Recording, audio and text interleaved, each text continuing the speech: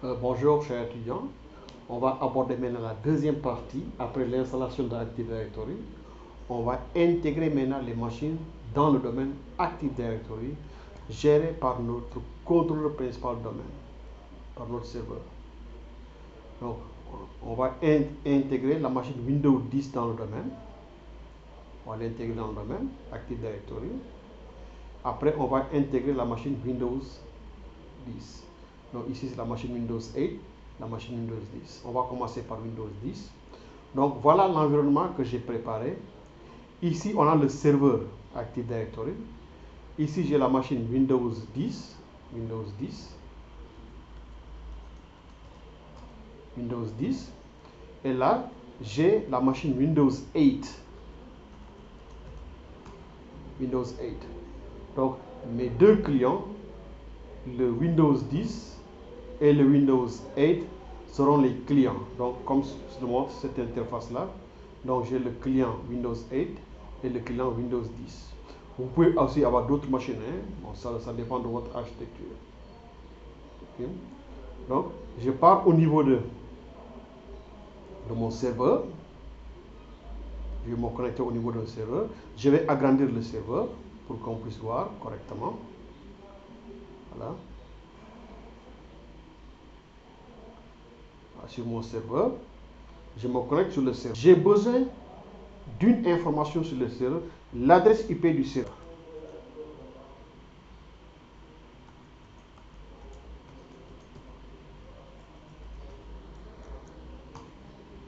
Voilà. Donc vous avez vu jusque-là, dans Computer, au niveau de notre serveur, au niveau de l'ordinateur Active Directory, on n'a pas encore d'ordinateurs qui ont intégré le domaine. Donc, qu'est-ce que je vais faire? Je vais vérifier le DNS. Je clique sur DNS, ou bien je peux aller ici. Là, j'ai terminé DNS. Sur le DNS. J'attends que le DNS se charge.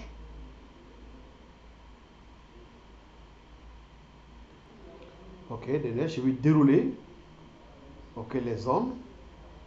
Je pars au niveau de la zone, notre zone directe. Ok, je regarde l'adresse IP de notre serveur DNS. Et oui, ici, notre serveur et le serveur DNS, son adresse IP c'est 10.202.100.102. Ok, je vais noter ça quelque part.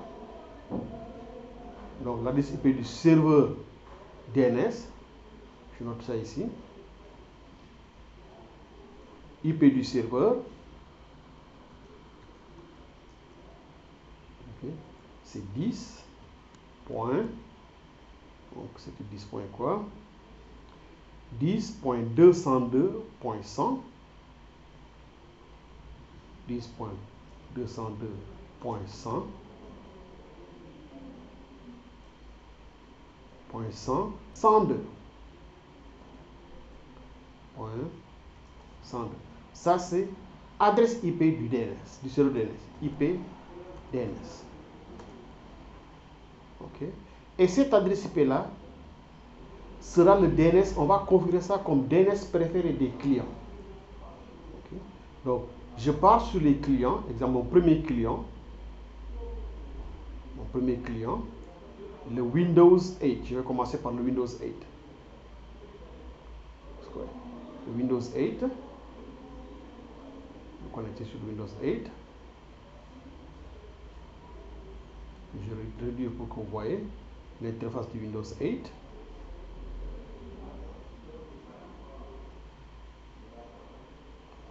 Bon, je suis sur Windows 8. Je vais aller au niveau de configuration de la DCP, ici au niveau de la carte réseau locale.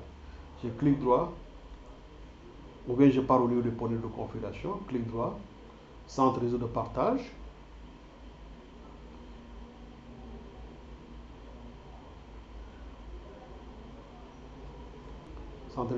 Je clique sur modifier les paramètres de carte. Voilà, modifier les paramètres.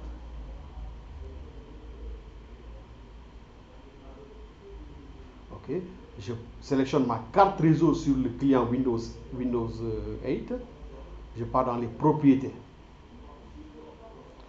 dans les propriétés.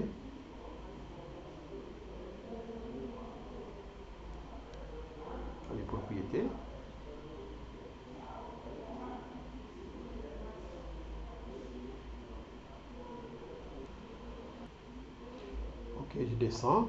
Au niveau des paramètres TCP/IP, je clique sur propriété. Et au niveau du serveur DNS, je mets l'adresse IP de mon serveur DNS. Donc c'était combien? C'était 10.202. Ok. 10.202. 10.202. .100.102. Voilà. .100.102. Vous avez vu, l'adresse IP du serveur DNS, c'est l'adresse IP de notre serveur Active Directory qui fait aussi office de serveur DNS. Je fais OK. Et OK. Donc, c'est la seule chose à changer sur le client. Maintenant, comment intégrer maintenant la machine Windows et dans le domaine? Je clique droit sur le nom de l'auteur. Je fais propriété.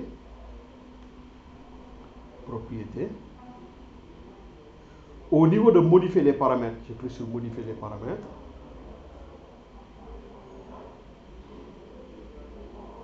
Modifier les paramètres.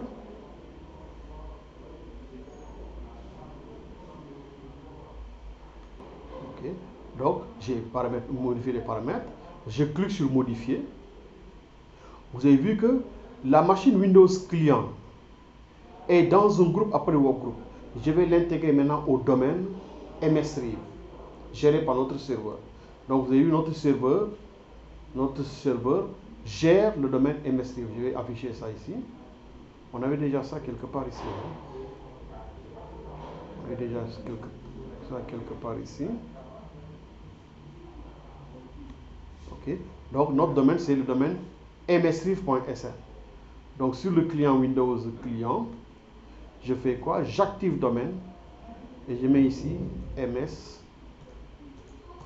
msriv.sn. Donc je mets le nom du domaine et je clique sur OK. Je clique sur OK. On me dit qui tu es pour m'ajouter dans le domaine. Donc je mets le nom de l'administrateur du domaine. Administrateur.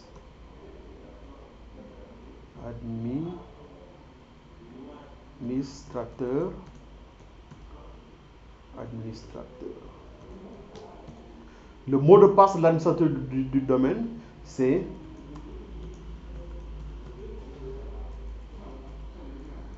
voilà, c'est le mot de passe de l'administrateur du contrôleur principal du domaine. Et je clique sur OK. Je vérifie administrateur, je clique sur OK. OK. Il va aller essayer de joindre le domaine. S'il arrive à joindre le domaine avec les bons paramètres, on va lui dire bienvenue dans le domaine. Parce que ouais, s'il ne joint pas le domaine, il va générer un message d'erreur. On attend un instant.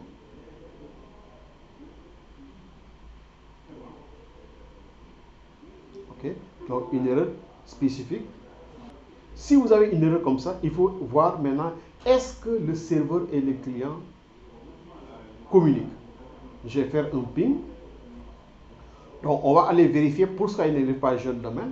Sur le client Windows, on va essayer de faire quoi? On va essayer de voir si la résolution de nom marche.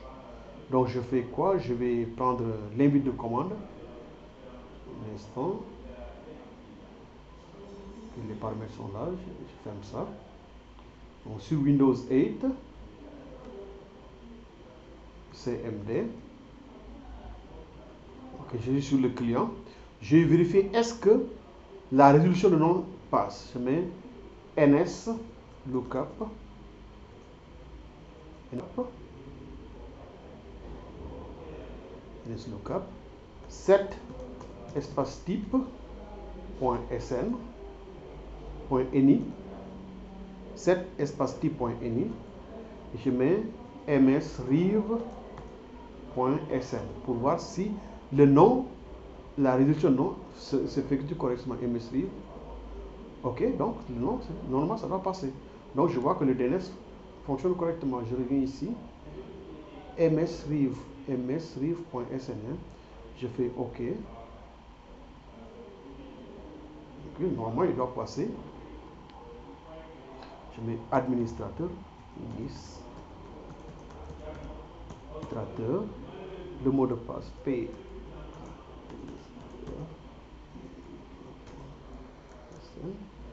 Je fais OK. Pourquoi ça? Normalement, il doit passer normalement.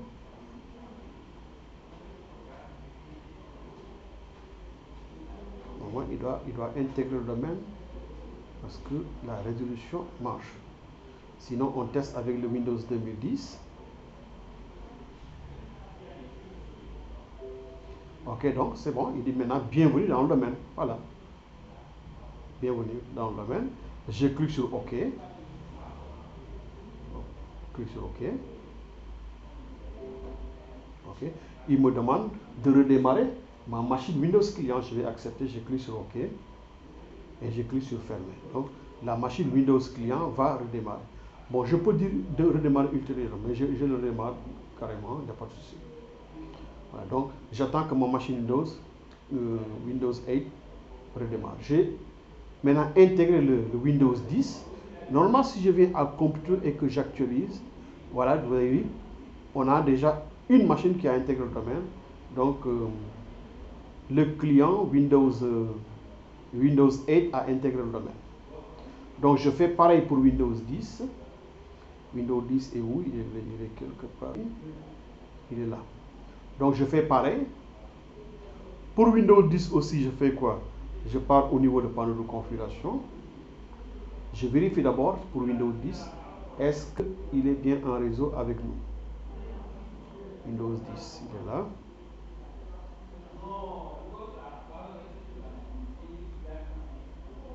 Windows 10, on va les paramètres réseau.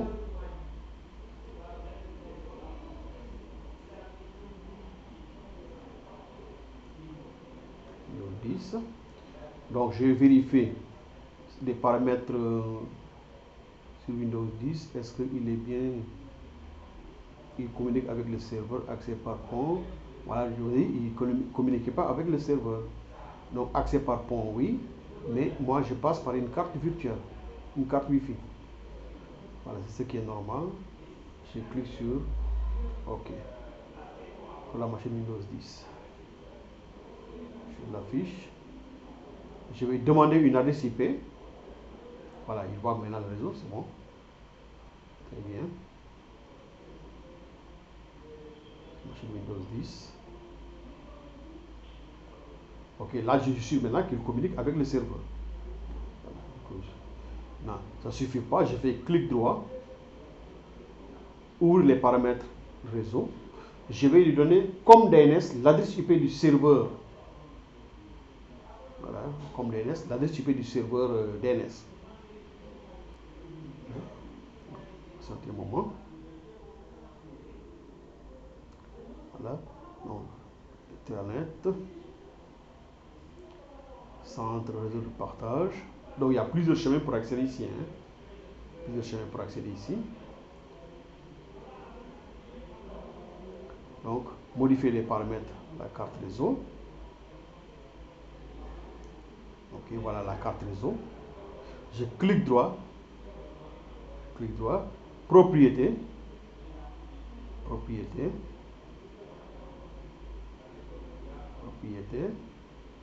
je sélectionne le protocole TCP/IP comme on avait fait sur la machine Windows 8.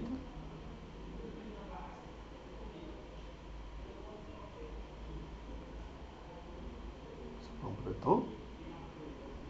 Voilà, TCP/IP. Je fais propriété. Voilà, je pars au lieu de DNS préféré, serveur DNS, et je mets l'adresse IP du serveur DNS. Donc c'était 10.200.202 je pense. Non, c'était 10. Combien encore 10.202, 10.202.100.100.102,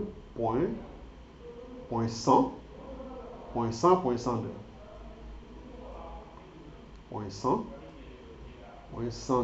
Adresse IP du serveur DNS.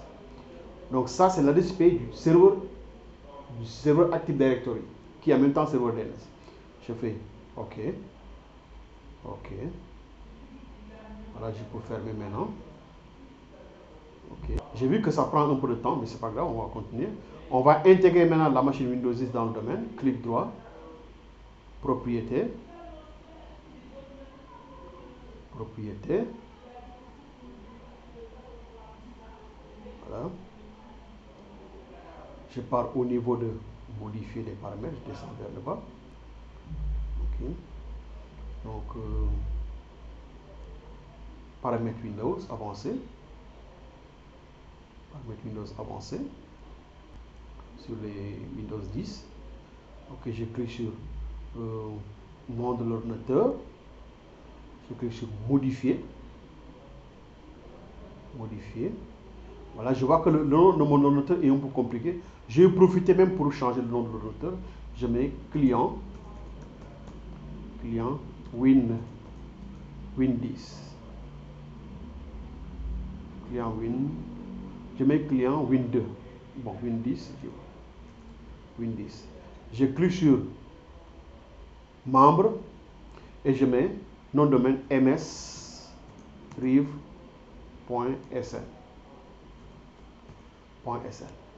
Et je fais OK.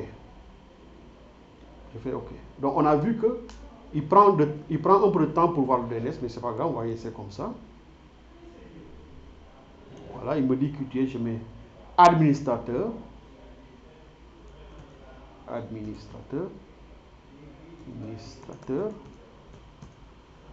Le mot de passe. C'est le mot de passe de l'administrateur du domaine sur la machine Windows Server. Je clique sur OK. Espérons qu'il va passer. S'il intègre, on va lui dire OK, bienvenue dans le domaine MSRIV. OK, on a vu bien. Je clique sur OK. Voilà, je fais OK. J'accepte de redémarrer la machine aussi. OK, le nom de la machine sera changé. Je redémarre. Très bien. Donc, on vient d'intégrer deux machines dans le domaine. Deux machines dans le domaine. Donc, on les laisse redémarrer. Donc, si on revient à notre serveur Windows, donc maintenant, on vient d'intégrer deux machines. La machine Windows 10, on vient de l'intégrer au domaine. Donc, c'est comme ça qu'on va faire pareil pour toutes les machines jusqu'à ce que toutes les machines intègrent le domaine. Donc, je viens sur notre serveur. Voilà. Je vais actualiser avec ce bout de flèche. Je vais actualiser ici. Voilà, je viens. On a dans le computer, on a maintenant deux machines qui ont intégré le domaine. La machine Windows 10 et la machine Windows 8 client qui ont intégré le domaine. Donc, si toutes les machines avaient intégré le domaine, on va voir la liste des machines qui ont intégré le domaine msriv.sn. Donc, on attend que ces deux machines démarrent.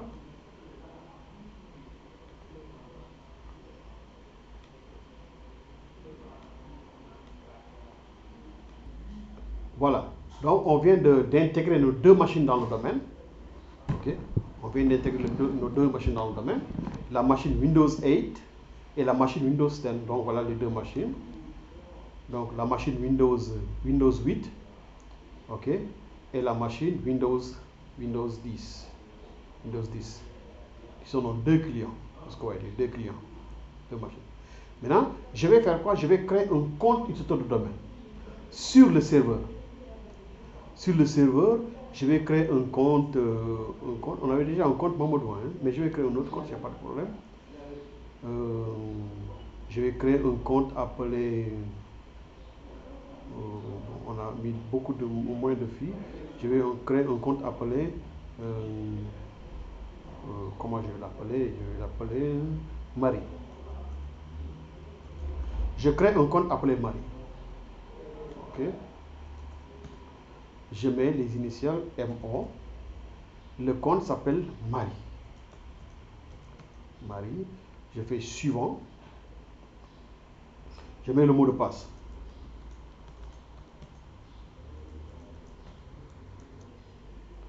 Je confirme.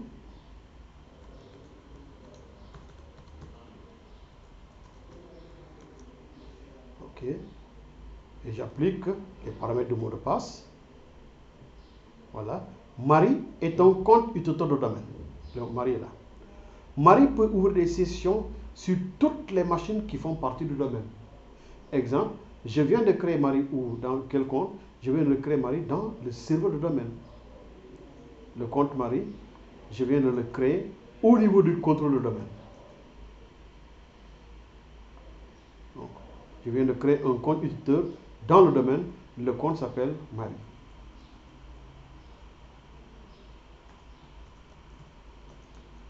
OK. Ce compte Marie peut ouvrir des sessions sur cette machine parce que cette machine a intégré le domaine, sur cette machine parce que cette machine a intégré le domaine, et ainsi de suite. Donc, le compte Marie peut ouvrir des sessions sur toutes les machines qui ont intégré le domaine. On suppose que toutes ces machines-là ont intégré le domaine. OK. Donc, avec le même compte, c'est ça, c'est l'intérêt maintenant du serveur du domaine. Avec un seul compte, on peut ouvrir des sessions sur n'importe quelle machine qui fait partie du domaine. Donc, c'est ça un peu l'intérêt d'avoir un contrôle de domaine. Donc, exemple, je me place sur la machine Windows 8. Je vais cliquer, exemple, sur Autre. Je mets le nom du domaine, anti-slash, donc voilà le nom du domaine. Je mets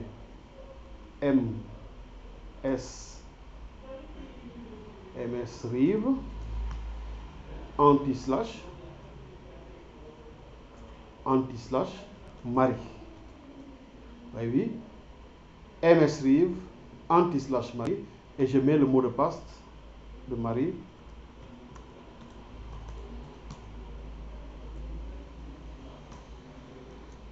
Donc, le compte Marie est sur la machine.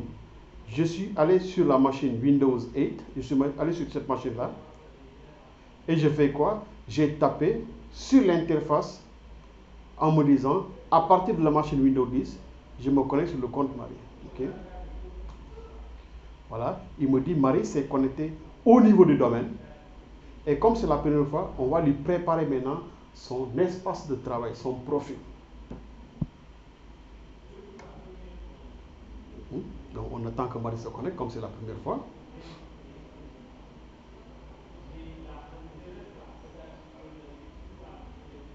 Voilà.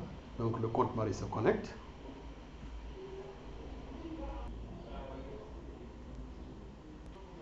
Voilà. Donc, le compte Marie s'est connecté.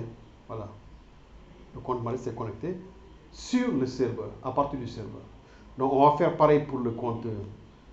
Donc, toujours avec le même compte Marie. Maintenant, vous avez vu, il s'est connecté ici sur la machine Windows 8. Le même compte va utiliser la machine Windows 10. OK. La machine Windows 10. Donc, je mets autre. OK. Je mets, on a dit msrive anti-slash Marie. Le mot de passe PA.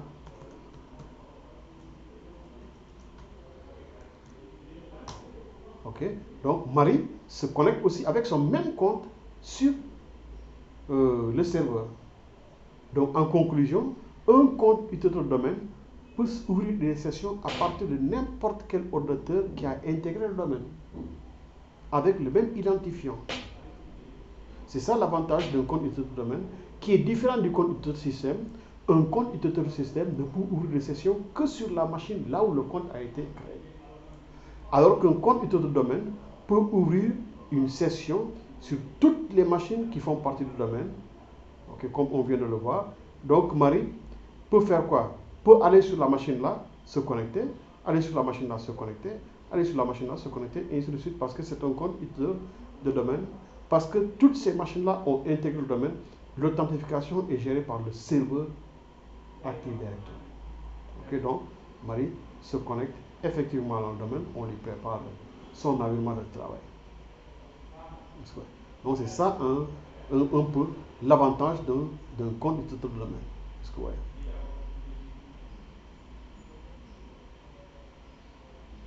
Donc on attend que le compte Marie se connecte.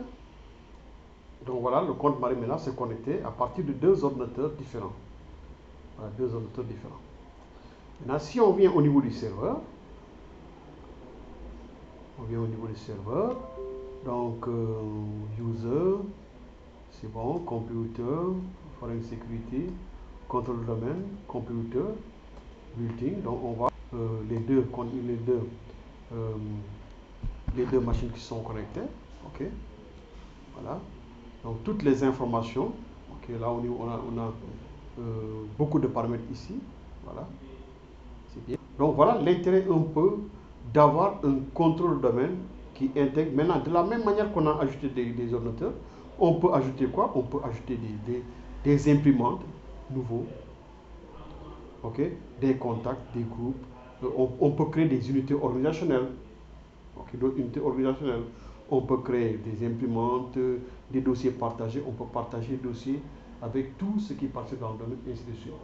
Donc, ça, c'est toutes des ressources que nous pouvons intégrer dans ce domaine et permettre aux gens de pouvoir partager ces ressources au niveau du domaine lui-même.